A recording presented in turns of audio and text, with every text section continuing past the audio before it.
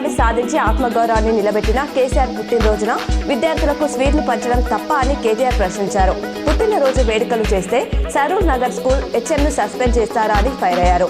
Ward number కానీ రేవంత్ సోదరుడు తిరుపతి రెడ్డికి కలెక్టర్ సలాం కొట్టడం పోలీసులు ఎస్కాట్ ఇవ్వచ్చా అని నిలదీశారు.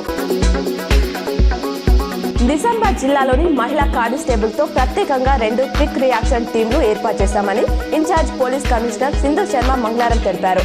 ఎక్కడైనా శాంతి భద్రతల సమస్య తలెత్తినప్పుడు వీరు వెంటనే అక్కడికి చేరుకుని శాంతి భద్రతలను కాపాడడంలో సహాయపడతారన్నారు. మహిళల్లో క్యాన్సర్ను నివారించేందుకు ఉపయోగపడే టీకాను మరో 6 నెలల్లో అందుబాటులోకి తీసుకొస్తామని కేంద్ర వైద్యారోగ్య శాఖ సహాయ మంత్రి ప్రతాప్ రావ్ జాదవ్ తెలిపారు. 9 ఏళ్ల నుంచి 16 ఏళ్లలోపు బాలికలకు ఈ టీకాలను అందిస్తామని వివరించారు. రొమ్ము, నోరు, గర్భాశయ క్యాన్సర్లను ఈ టీకా నియంత్రిస్తుందని ప్రస్తుతం ప్రయోగాలు జరుగుతున్నాయని చెప్పారు. నిజామాబాద్ జిల్లా కేంద్రంలో బుధవారం ఛత్రపతి శివాజీ 395వ జయంతి పురస్కరించుకొని మధ్యాహ్నం 1 గంటలకు స్థానిక కుమార్ గల్లీలో అన్నదానం, సాయంత్రం దుర్గామాత ఆలయం నుంచి భారీ ర్యాలీ నిర్వహిస్తున్నట్లు ఛత్రపతి శివాజీ మహారాజ్ సేవా సమితి హిందూ సంఘాల ప్రతినిధులు తెలిపారు. గులాబీ బాస్ కేసీఆర్ నెలల విరామం తర్వాత బీఆర్ఎస్ భవన్ కు రానున్నారు. ఇవాళ మధ్యాహ్నం 2 గంటలకు జరిగే పార్టీ విస్తృత స్థాయి సమావేశంలో ఆయన పాల్గొంటారు. పార్టీని సంస్థాగతంగా బలోపేతం చేయడంపై ఎంపీలు, ఎమ్మెల్యేలు, మాజీ నేతలు, ఇతర నాయకులకు దిశానిర్దేశం చేయనున్నట్లు సమాచారం. మైనార్టీలను బీసీలో కలిపారంటూ బీజేపీ చేసిన ఆరోపణలో వాస్తవం లేదని కాంగ్రెస్ ప్రభుత్వ సలహాదారు షబ్బీర్ అలీ స్పష్టం చేశారు. వెనుకబడిన మైనార్టీలు ఇప్పటికీ బీసీ జాబితాలో ఉన్నారు. కులంలోనే కాదు, మతంలోనూ పేదరికం ఉంది. పిలిస్తే బీజేపీ ఆఫీస్కు వచ్చి ప్రజెంటేషన్ ఇస్తా. వెనుకబడిన తరగతులు ఎక్కడ ఉన్నా వెనుకబడిన తరగతులే. బీసీలపై బీజేపీకి అంత ప్రేమ ఉంటే బీసీ కులగణన చేపట్టాలని డిమాండ్ చేశారు.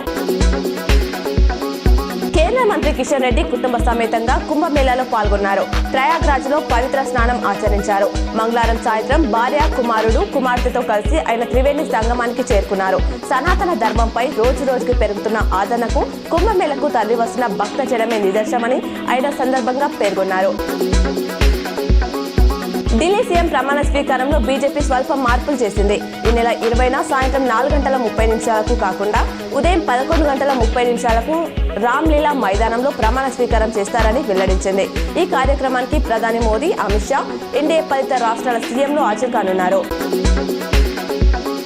కేసీఆర్ హయాంలో మహిళలపై నేరాలు చేయాలంటే వెన్నులో వణుకు పుట్టేదని, కానీ ఇప్పుడు రాష్ట్రంలో మహిళలకు భద్రత లేని పరిస్థితి ఏర్పడిందని ఎమ్మెల్సీ కల్వకుంట్ల కవిత ఆవేదన వ్యక్తం చేశారు. ఇప్పుడు రాష్ట్రంలో మత కల్లోలం లేని ప్రాంతమే లేదని, కాంగ్రెస్ పార్టీ పాలనలో శాంతి భద్రతలు సన్నగిల్లాయని ఆందోళన వ్యక్తం చేశారు. మహాకుంభమేళపై పశ్చిమ బెంగాల్ సీఎం మమతా బెనర్జీ చేసిన వ్యాఖ్యలపై ఏపీ డిప్యూటీ సీఎం పవన్ స్పందించారు.